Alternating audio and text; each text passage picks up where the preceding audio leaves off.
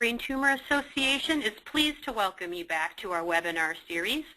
Our webinar today is going to discuss endocrine issues facing the pediatric brain tumor patient. My name is Jennifer Westland. I'm the Associate Director of National Programs and Services here at the American Brain Tumor Association, and I'm so delighted to introduce our speaker today, Dr. Abby Solomon-Hollander. Dr. Hollander joined the faculty of Washington University School of Medicine in St. Louis in the Division of Pediatric Endocrinology in 1992. Her clinical interests cover all aspects of pediatric endocrinology, including growth disorders, thyroid disorders, pubertal disorders, adrenal disease, and diabetes. She participates as a member of the diabetes team of St. Louis Children's Hospital, which works to improve delivery of care to patients with diabetes mellitus, and as a member of the neuro-oncology team, a multidisciplinary group that works to provide comprehensive care to patients with brain tumors. Additionally, she serves as medical director of the ambulatory clinics for the Department of Pediatrics. Dr. Hollander has been involved in several clinical research projects. Over the past 5 years, she has presented information at national meetings regarding the molecular variants of growth hormone, the use of insulin pumps in children, and complicated presentations of type 2 diabetes in adolescents. She has been an investigator in exciting multi-center studies that are looking at new therapies in diabetes mellitus, growth hormone deficiency, and hypothalamic obesity. She's working to define the risks and benefits of insulin pump therapy in children with diabetes. And among other notable credentials, Dr. Hollander is board certified in pediatrics and pediatric endocrinology, and she's also a member of the American Academy of Pediatrics, the American Diabetes Association, the Endocrine Society, and the Lawson-Wilkins Pediatric Endocrine Society. So with that introduction, Dr. Hollander, we are officially ready, and you can go ahead and begin your presentation. Thank you very much. I'd like to thank Jennifer as well as the American Brain Tumor Association for asking me to give this presentation today, and I'm hopeful that you will get useful information regarding endocrine problems in children with brain tumors. It might not be initially obvious why someone would worry about hormone problems in a child who's had a brain tumor, but the reality is that the brain has two areas that are very important for hormone signaling, and I'll be referring to these two areas quite a bit through the presentation. On the slide, don't worry about this printing that looks pretty blurry because it is pretty blurry, and so I'm not anticipating that you can read that, but I think that the figure is helpful, and you'll be seeing this person's figure throughout the presentation to kind of visualize where these different structures are and where these different endocrine organs are in the body. Many people have heard of thyroid glands and adrenal glands and other endocrine organs, but don't necessarily know where they all are in relationship to one another. When it comes to the brain and hormone production, the two main areas that we worry about are the hypothalamus, which is here, and the pituitary gland, which is here. Now, the pituitary gland, for whatever reason, I think had a better marketing. The pituitary gland became known as the master gland, but truthfully, it's the hypothalamus that is necessary to send a lot of hormone signals to the pituitary. The pituitary then sends out signals of its own that travel through the bloodstream to the endocrine organs that are affected by these signals. And what we know about the hypothalamus and the pituitary is that there are three main ways that they can be damaged related to a brain tumor. One possibility is that the brain tumor occurs in this area itself. So you can have a tumor that originates in the hypothalamus or in the pituitary or is physically next to those structures, so that as the tumor grows, that these areas become squished or deprived of nutrients and have difficulty due to that. The second possibility is that these areas can be affected by surgery for brain tumors, so that there's damage that can occur physically from the surgery. Lastly, there can be damage that occurs due to radiation. And as opposed to the problems that might happen from the tumor itself or from the surgery, you would see evidence of hormone problems right away in those cases. When the damage comes from radiation, it's often delayed, and it can be delayed for a matter of months or years or even decades.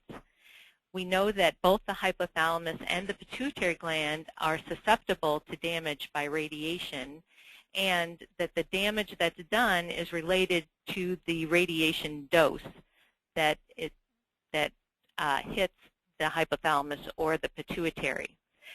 So the radiation dose that is applied to the tumor is not the important number to know, but the radiation that may have been in the area of the hypothalamus or pituitary will generally define the risk of having some hormone problems.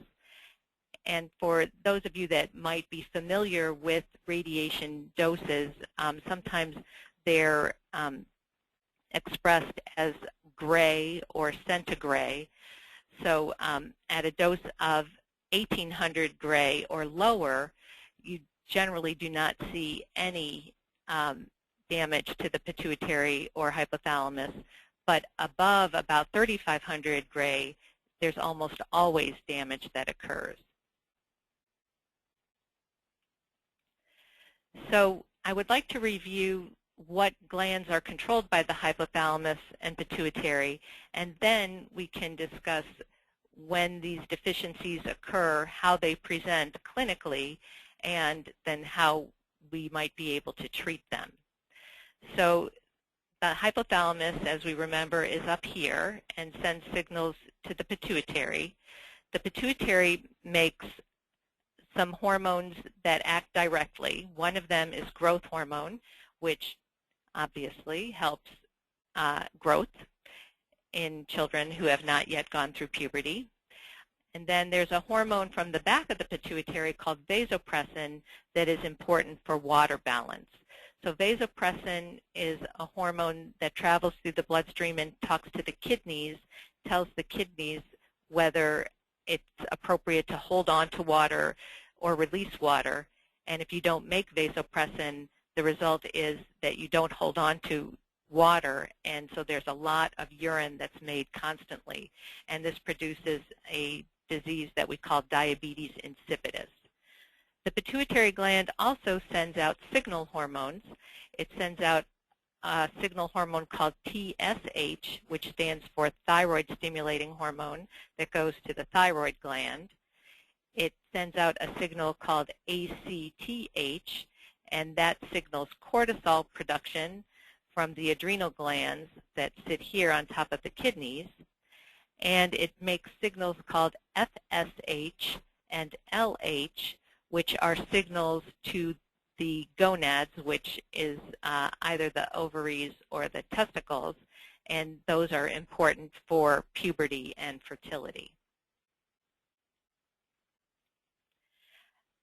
One of the most striking problems that we see in children who've been treated for brain tumors are problems with growth. And sometimes those problems are due to hormones, and sometimes they're due to other issues, and sometimes it's complicated. Sometimes it's what we call multifactorial. It may be due to a number of things. Growth hormone deficiency is the most common pituitary deficiency that is seen due to radiation. For reasons that we don't know exactly, the cells in the pituitary gland that make growth hormone seem to be more sensitive to the radiation than other types of cells. When patients receive radiation that affects the pituitary gland, a typical time course to see the growth hormone deficiency is about a year after the radiation. So we would not expect the child to have slow growth from growth hormone deficiency in the first month or two after radiation, But what we often see is growth that's slowing down about a year after the radiation, and at that point, evaluation for growth hormone deficiency is really important. Thyroid hormone deficiency also can interfere with growth. If you don't make enough thyroid hormone, it interferes with growth in two ways. Thyroid hormone acts on the bones to help them grow, and thyroid hormone also is important to tell the brain to release enough growth hormone. So when you have very low levels of thyroid hormone, you're not making growth hormone normally either. So both those hormones working together, growth hormone and thyroid hormone, are what help kids grow well up until puberty, and then the puberty hormones are added in for that pubertal growth spurt. There are some types of brain tumors that require radiation not only of the brain but the spine as well, and it is referred to as craniospinal irradiation. And what we know is that the vertebrae, the bones that make up the spine, are sensitive to the radiation, and after radiation to the spine, often the vertebrae don't grow very well. What we see in children who've had craniospinal irradiation is that over time they become sort of long-legged and short through the torso because the bones of the back aren't growing well. And from visit to visit, we can measure their legs and see what proportion of their whole height is their legs. And what's common to see is over time, their legs are a bigger and bigger proportion of their height. And there is no specific treatment for that, but it is something that can account for the reason why someone who's received radiation is not growing as well as the rest of the kids their age.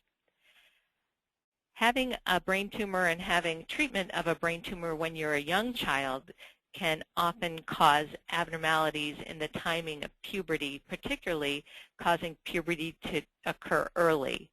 For some kids, it occurs very early, so that would be for a boy before about 9 years of age, and for a girl before about 7 to 7.5 years of age. We call that precocious puberty. Other children might just be at the early end of normal, but we only grow until the end of puberty, at which point there are spaces at the ends of all of our bones that close up at the end of puberty so that we don't grow any taller after that point. Children who have either precocious puberty or early timing of puberty may finish their growth early and end up shorter because they stopped growing at a relatively young age. During treatment for brain tumors, particularly children who need chemotherapy, there's many of these agents that cause a lot of nausea and decreased appetite, and it is very difficult for the body to grow if there is undernutrition. So even if you have all of your hormones intact, if you don't have enough nutrition, you won't grow. And it's for this reason that globally, worldwide, the most common reason for children not growing well is poor nutrition. So in children who've been treated for brain tumors, if they're not able to eat and they're not able to gain any weight, it's common for their growth to be slow. Lastly, steroids are used to treat swelling in the brain, and often after brain tumor surgery, children are treated with high doses of steroids to allow that swelling to go down.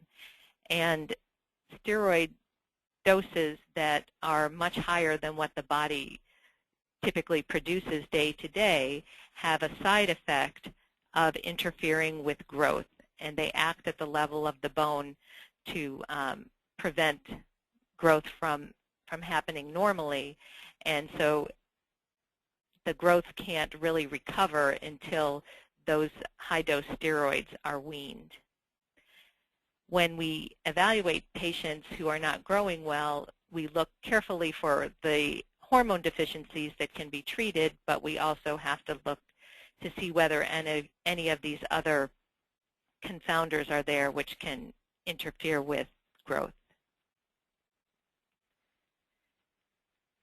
A relatively common problem that we see in kids who've been treated for brain tumors is hypothyroidism. And this can happen a couple of ways. So if there is damage to the hypothalamus may not send enough signal to the pituitary gland to tell it to make an appropriate amount of that TSH, the thyroid stimulating hormone. Alternatively, sometimes the children who get craniospinal irradiation, the cervical spine, which incorporates the neck area, the radiation may come all the way through to the thyroid gland itself and cause it to become damaged from that radiation. The end effect from either type of problem is low thyroid hormone or hypothyroidism. There are some types of chemotherapy that have been shown to cause hypothyroidism.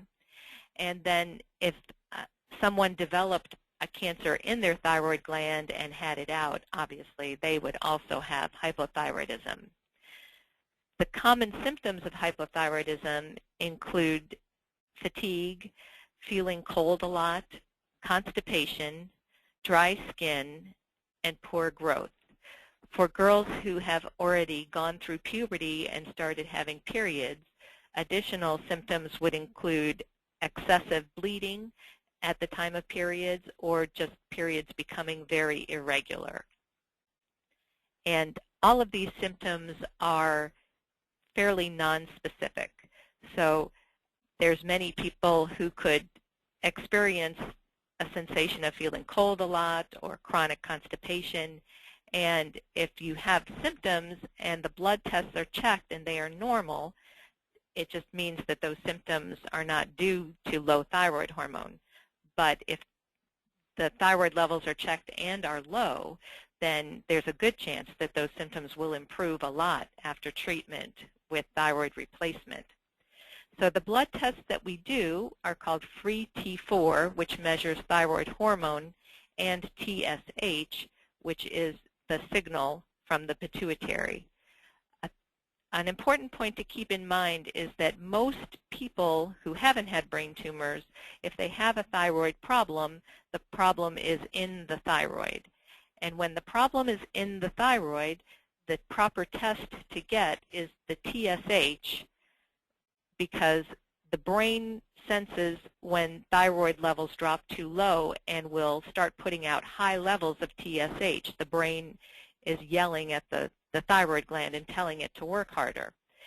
So a primary care doctor who's worried about a thyroid problem in a patient is going to measure generally just a TSH. However, for our patients who've had a tumor of the pituitary or have had radiation that may have affected the pituitary, the problem is the pituitary isn't producing enough TSH. So that TSH level will not be high and will not be helpful.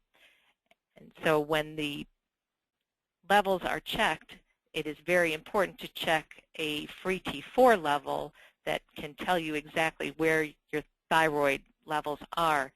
And then additionally, the TSH may be helpful in those individuals who've had the spinal irradiation to determine if the problem was more primary to the thyroid or secondary, meaning that the initial problem is coming from the hypothalamus or the pituitary.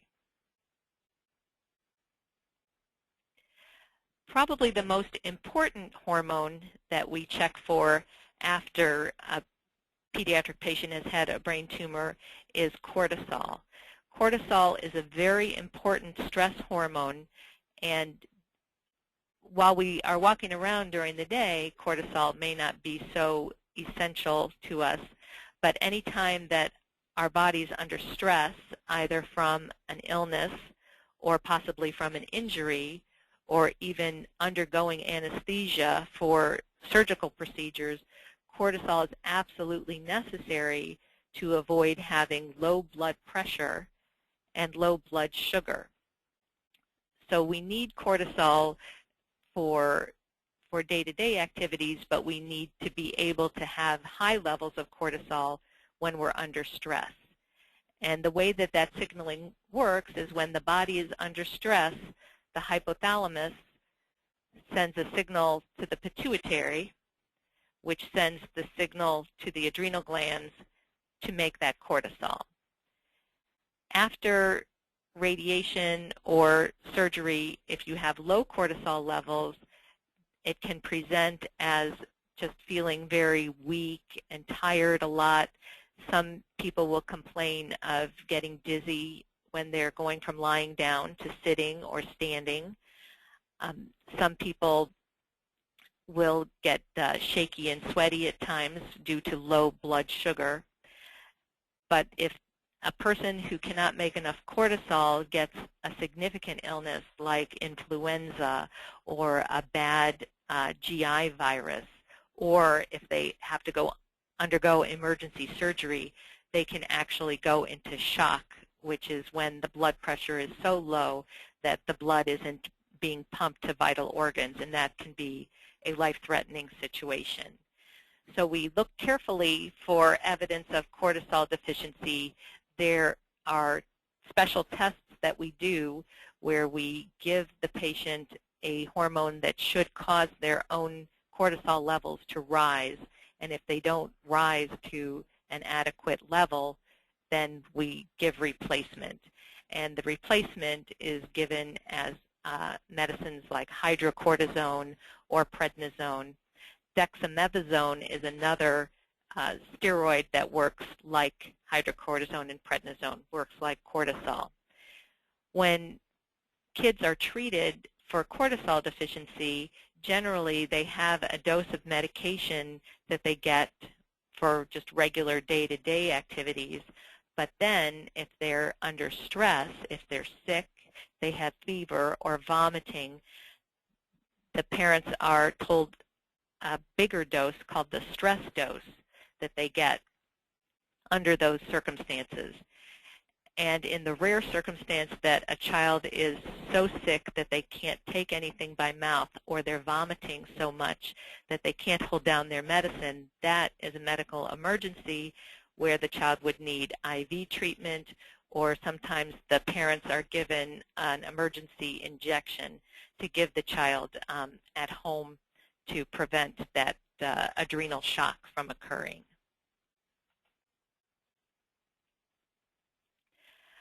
In terms of puberty and reproduction, the hypothalamus and pituitary are very important in sending the signals that tell the ovaries and the testes what they should be doing. So for girls, the hypothalamus and pituitary send signals to the ovary. The ovary makes estrogen, and that begins pubertal development in terms of breast development and uterine development, and eventually establishment of the menstrual cycles. If puberty has already started and then these signals fail, you may see that puberty is interrupted and just doesn't go any further, or a child who has started her periods may stop having periods.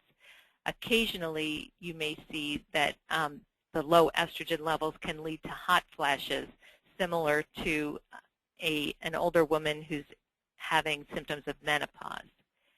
And when we give replacement hormones to girls who have low estrogen due to low FSH and LH from the pituitary, we can give that in the form of pills, or sometimes by patches that are changed once or twice a week. Initially, when girls are given replacement hormones for puberty, they can get estrogen alone for up to a year or two, but eventually you have to have estrogen and progesterone together as in a combination birth control pill, or there's a combination hormone replacement patch. But it's important to have the estrogen and progesterone, because estrogen alone over a long period of time would give a risk of uterine cancer. For boys, the hypothalamus and pituitary send signals to the testicles, so the FSH and LH lead to the testicles starting to produce both sperm and testosterone. When we replace hormones for boys, we replace testosterone that will allow for the growth of sexual hair and increase of genital size, as well as normal sexual functioning.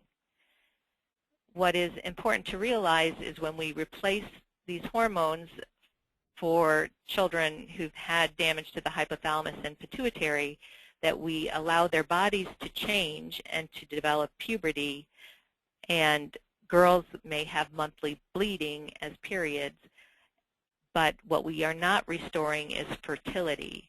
So these treatments do not send signals that cause the egg to develop and for there to be ovulation, and for boys do not send signals that allow the sperm to develop. However, reproductive endocrinologists who are specialists who initially trained in obstetrics and gynecology and then did specialized training in reproductive endocrinology, and they deal with infertility of many sorts. They have treatments that can sometimes restore fertility in individuals who've had radiation and are not producing their own hormone signals for puberty. So once our patients get to late adolescent stage, if they're interested in learning about what their potentials are for fertility, we can refer to our colleagues in reproductive endocrinology to help them understand what treatments are available and what might work for them. Another important function of the puberty hormones, testosterone and estrogen, in addition to having the body changes of puberty and in addition to being able to have normal sexual function, is it's very important to build up the bone mineralization during adolescence. So we all reach our peak bone mass around age 20 to 25.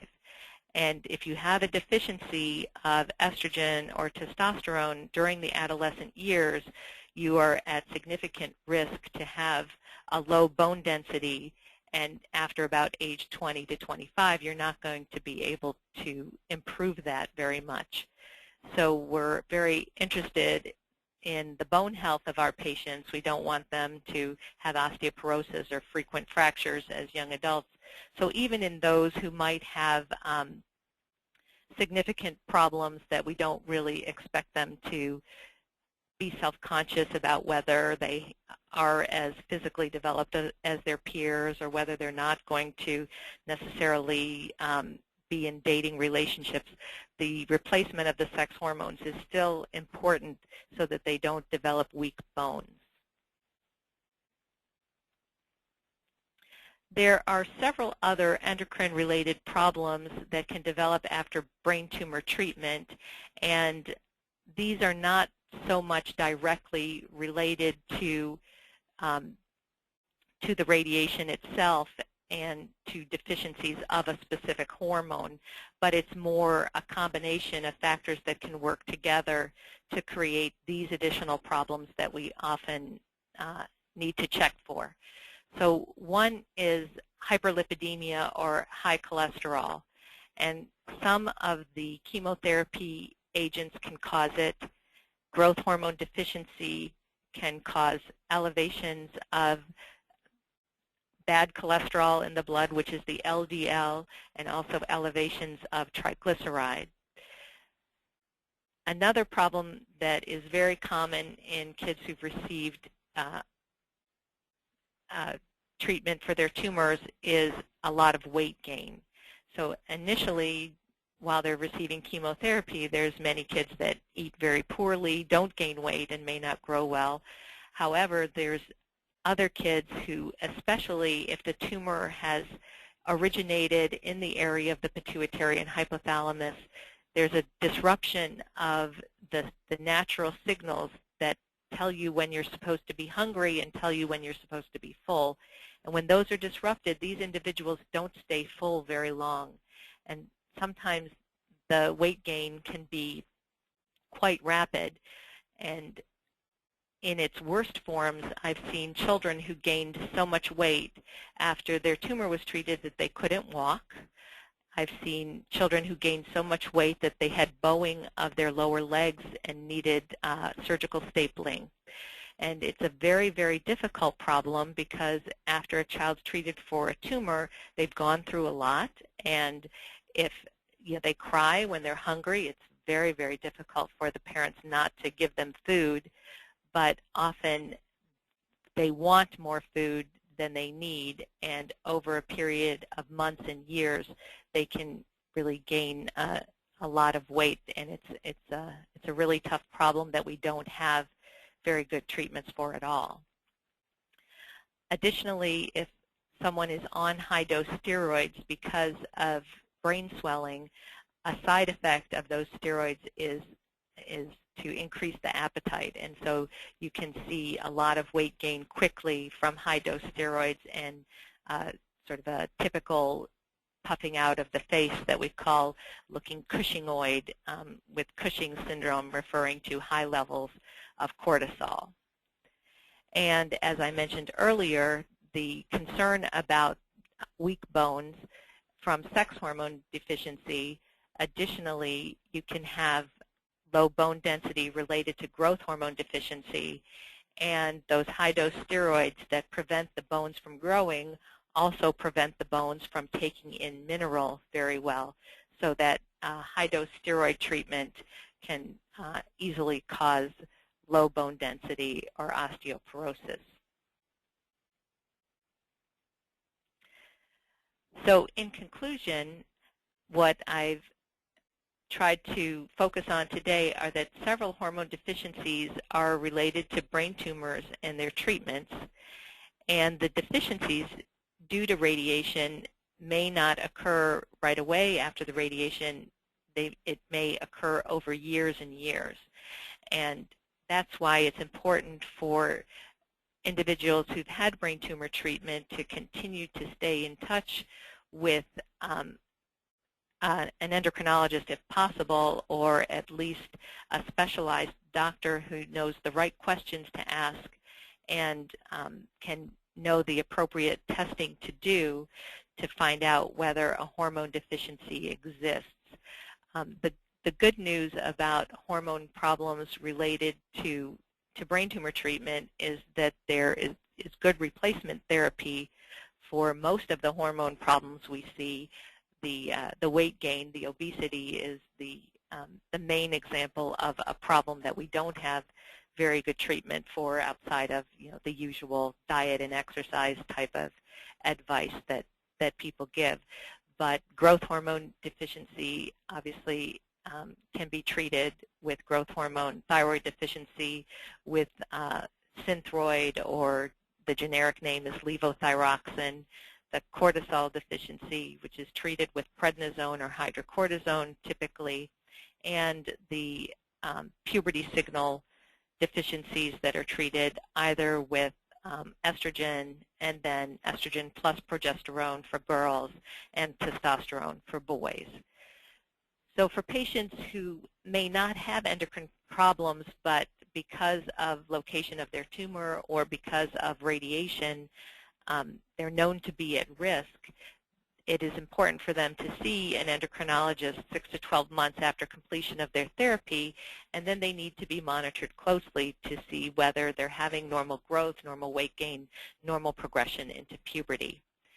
And as our patients reach adulthood, if they don't already have endocrine problems, they need to be aware of symptoms that they should pay attention to, such as suddenly having excessive fatigue or rapid weight gain, loss of libido, periods becoming irregular, or trouble achieving pregnancy, so that they can get to the appropriate specialists and potentially be treated for their endocrine deficiencies.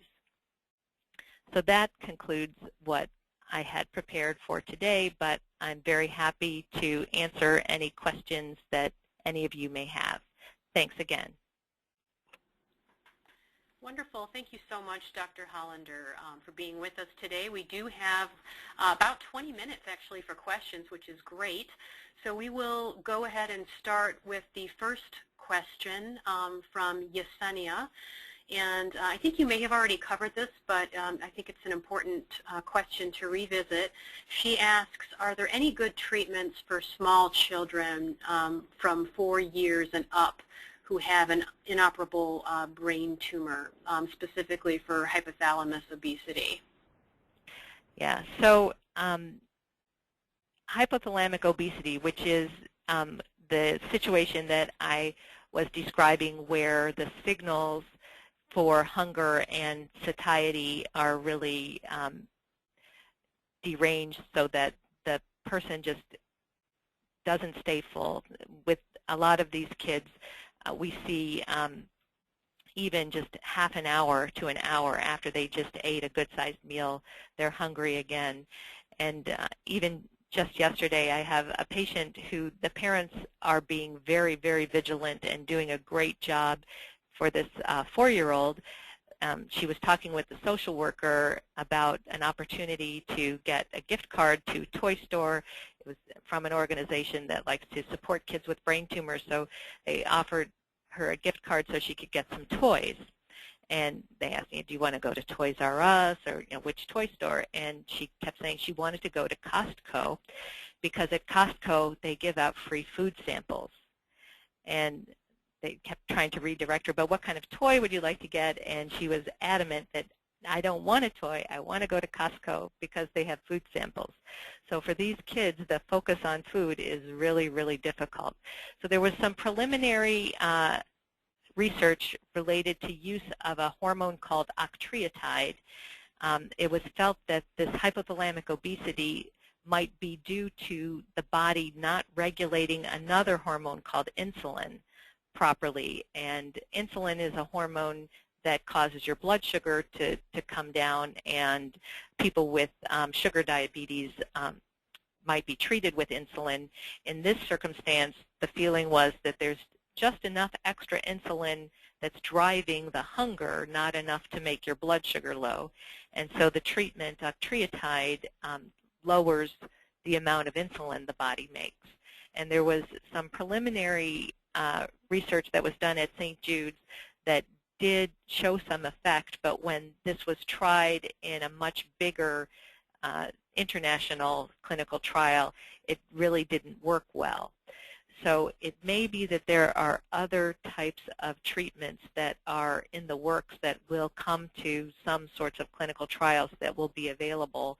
But for right now, we don't have anything safe that we know of to treat kids with the hypothalamic obesity outside of trying to work closely with a dietitian to keep a good idea of what's the appropriate amount of food that the child should get per day, finding strategies to kind of spread it out and using smaller plates so it looks like more food and things of that nature, and just trying what you can do to stay within within those guidelines. The other challenge for these patients is that often the vision isn't as good, their balance isn't as good, so they can't be quite as active as other children. So sometimes with kids who are having too much weight gain, you want to just get them out and run them around, and that may not be so easy to do in a child who's had a brain tumor. But to the extent that you can distract and encourage a lot of activity, that's really the main ways we have to go at this moment. Thank you. The next question comes from Philip. He asks, my 21-year-old daughter has a low-grade glioma, and she has had problems with facial hair and has previously had very sporadic periods. Could these both be caused by the brain tumor? So there are a couple of possibilities. And when girls have facial hair, it's an indication of higher levels of male hormone, of testosterone.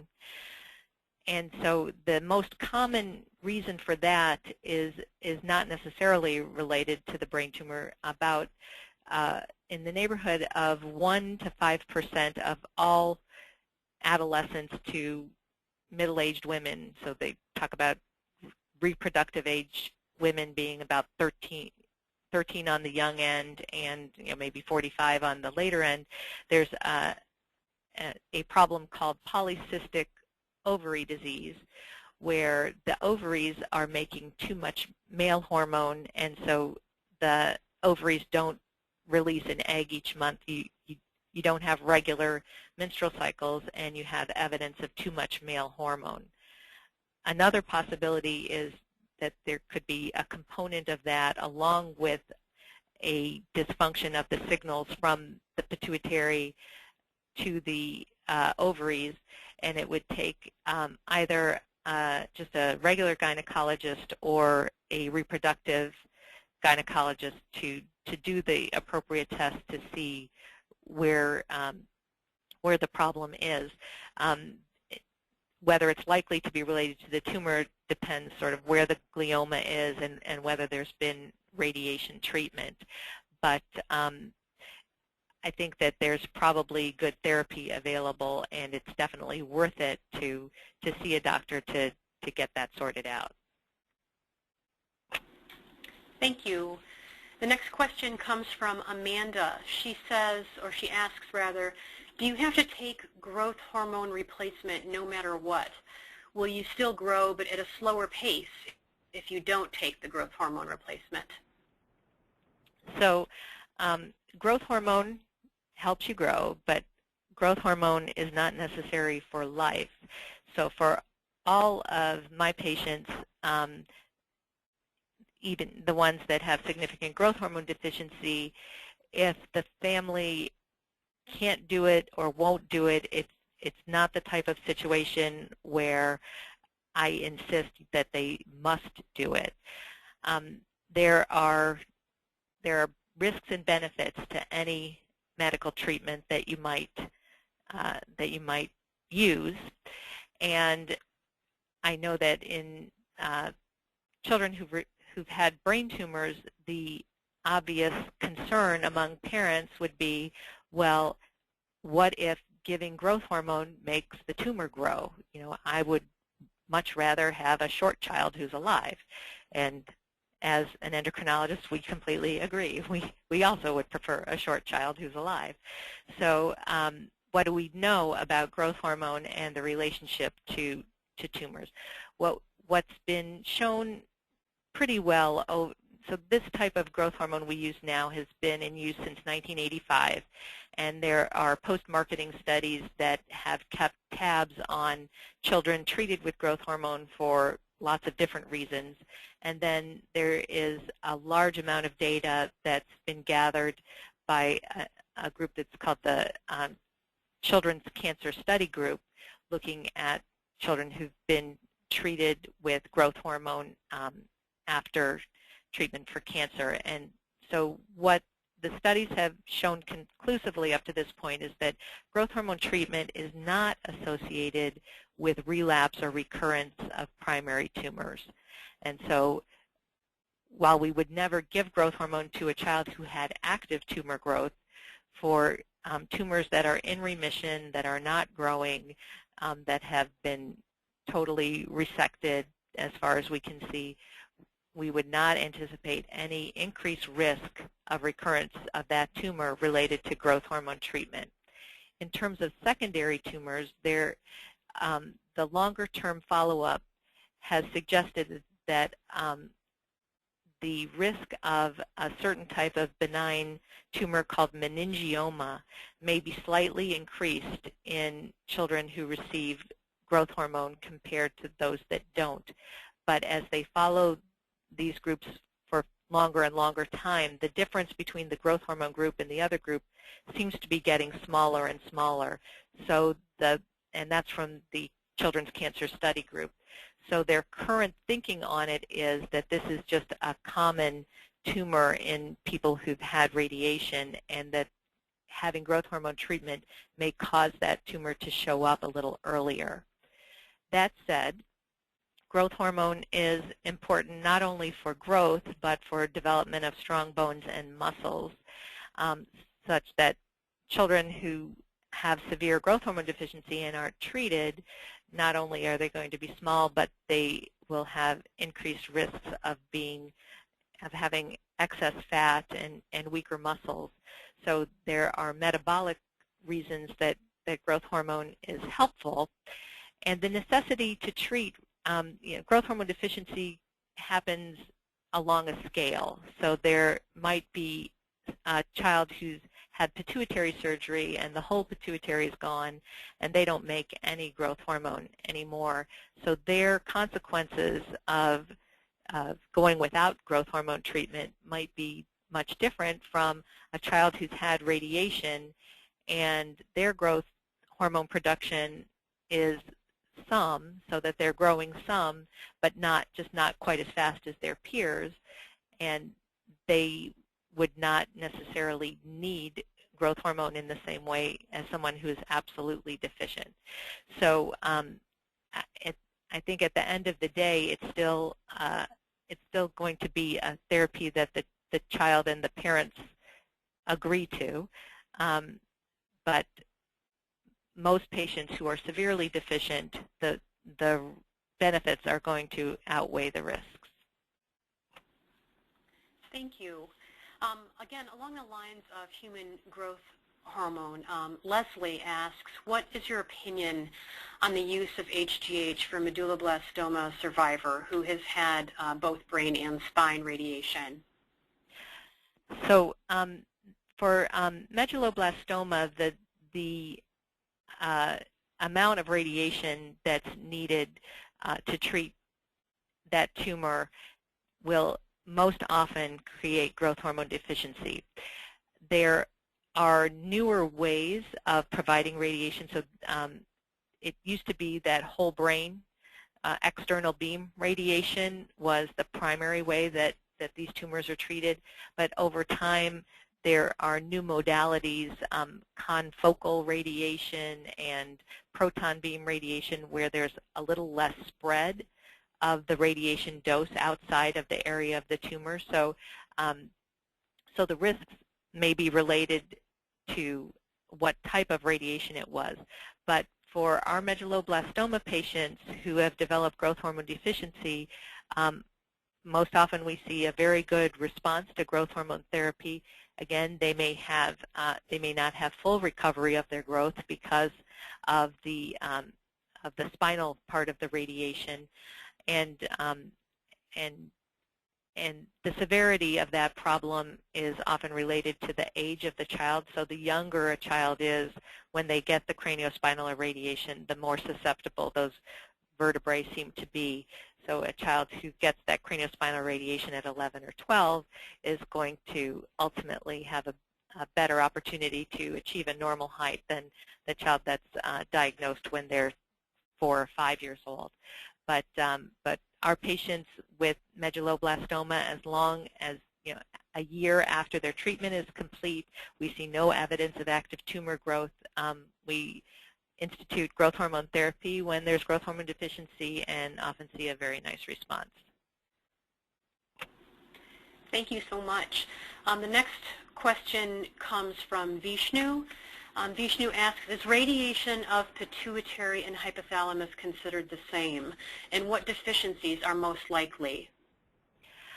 So the hypothalamus and pituitary are physically close to each other, but they're not exactly the same.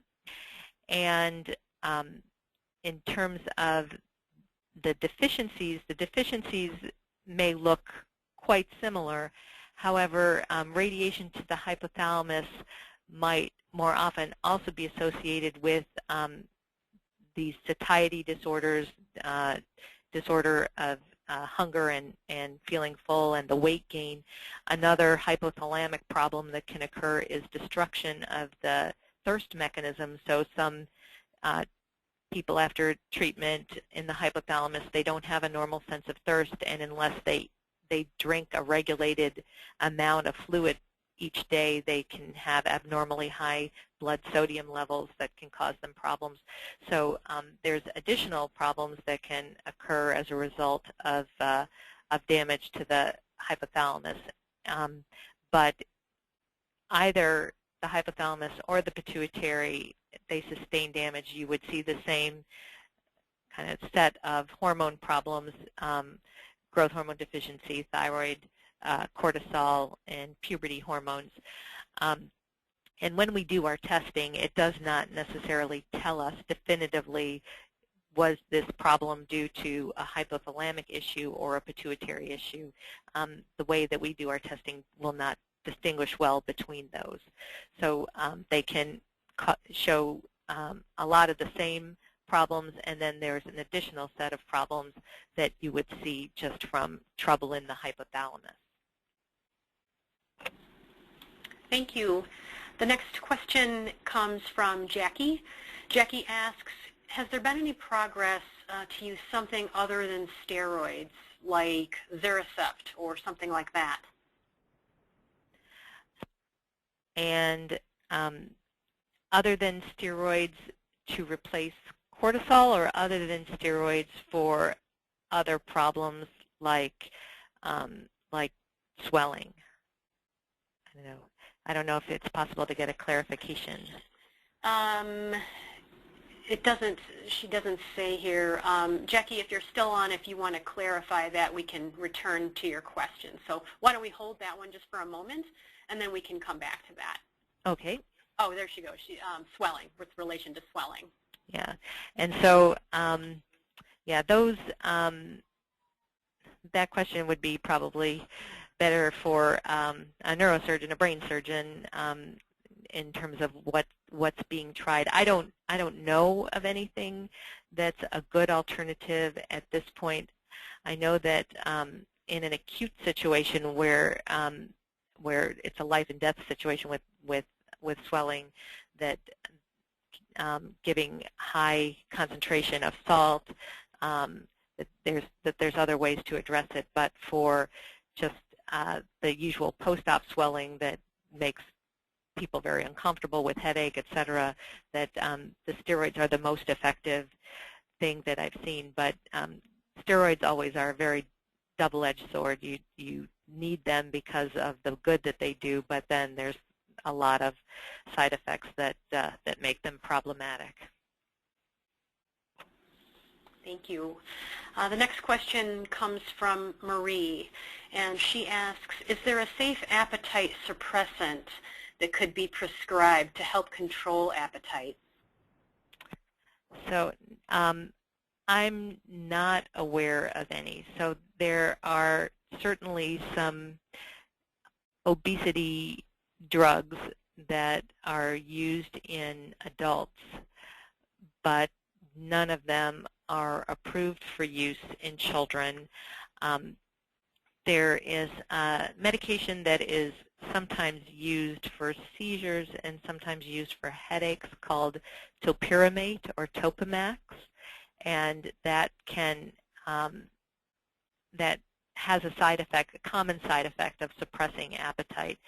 But there are problems with brain function, cognitive problems, so learning problems that can also be associated with that drug. So it's approved for use in adults to suppress appetite, but you would just need to proceed with caution using it with a child. Another common drug used in children for that has a side effect of suppressing appetite are the drugs used for attention deficit disorders, so the stimulant drugs, Ritalin, methylphenidate, and Adderall, and things of that nature. There are a lot of children who are on that therapy that have a lot of trouble with their weight gain, and so for the child with who's got dysregulated eating, sometimes that can be effective. The tricky part is that we would presume that the reason that these medicines will suppress appetite is effects that they have in the hypothalamus, so it really might depend on whether the area of the hypothalamus where that medicine works is damaged or not damaged. And so you have to see what the weight gain problem was looking like and how serious it was in terms of whether some of these drugs that really aren't approved for using, for weight gain per se would be worth a try as long as the child was monitored well, and then a decision could be made whether it was helpful therapy to add. Okay, thank you. It looks like we have time for just one more question, and the last question might be the last. We'll see how we do on time.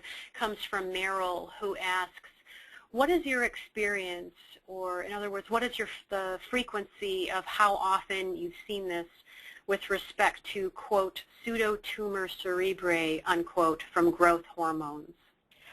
So pseudotumor cerebri is a condition where the spinal fluid that flows around the spinal cord and around the brain becomes very sluggish, and as a result, pressure builds up throughout the central nervous system, and it expresses itself as headache, vision disturbance, sometimes vomiting, sometimes seeing spots in front of the eyes, etc. And it's diagnosed by looking at the optic nerves.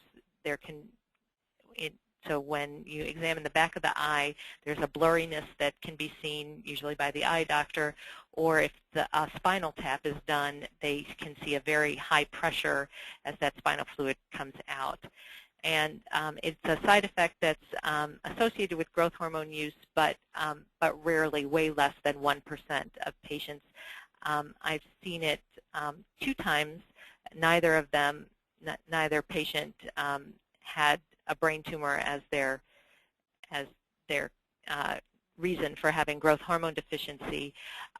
The good thing about the pseudotumor is that it will respond to either stopping the growth hormone treatment or just reducing the dose sometimes. So sometimes you can stop it and then start at a lower dose and work back up. And there's an oral medication called Diamox that can also be helpful to treat pseudotumor. So it's not something that we see frequently, but we always review the possibility of pseudotumor with our patients when we're starting growth hormone, because there certainly is that known association. Thank you so much. Looks like we're going to need to wrap up for today. For the first time ever, it is exactly 3 p.m. Central Time. So in order to respect all of your time on the line today, as well as the busy schedule of Dr. Hollander, we're going to go ahead and conclude. Dr. Hollander, thank you again so very much for joining us today. Dr. Abby Hollander of Washington University School of Medicine in St. Louis. We certainly appreciate your being with us today and for sharing your wonderful expertise. So we are going to pause for just a moment to conclude our webinar recording.